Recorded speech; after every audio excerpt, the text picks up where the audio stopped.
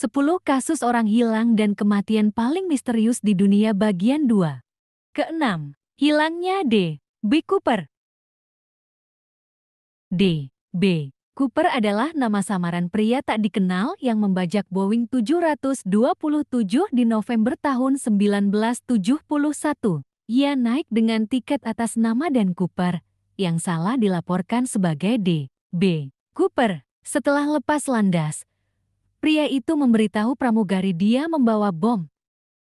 Ia lalu memerintahkan pilot mendarat di Bandara Seattle, di mana dia mendapat uang tebusan USD 200.000 dan parasut, sebelum memerintahkan pesawat lepas landas lagi.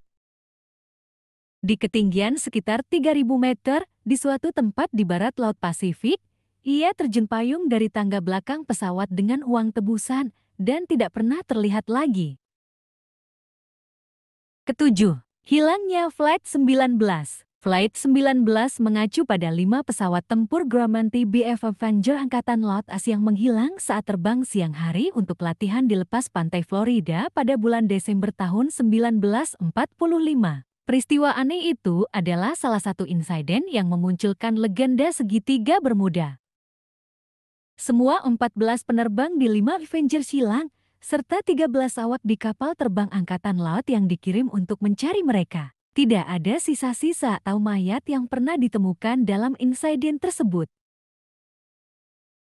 Kedelapan, kasus Wallace. Pembunuhan Julie Wallace tahun 1931 di rumahnya di Liverpool banyak dibahas. Suami Wallace, agen asuransi bernama William, menerima pesan yang memintanya mengunjungi alamat Menlove Gardens East. Dengan asumsi itu calon klien, William datang, tapi jalan itu tidak ada. Dia mengklaim saat balik rumah, istrinya telah dibunuh secara brutal. Wallace dihukum atas pembunuhan istrinya, tapi berhasil banding dan hukuman batal. Peneliti berspekulasi pembunuhan dilakukan salah satu rekan kerja Wallace, yang dipecat setelah dituduh menggelapkan uang. Di 2013, penulis panjang, D. James yang meneliti kasus itu, menulis bahwa dia yakin Wallace membunuh istrinya.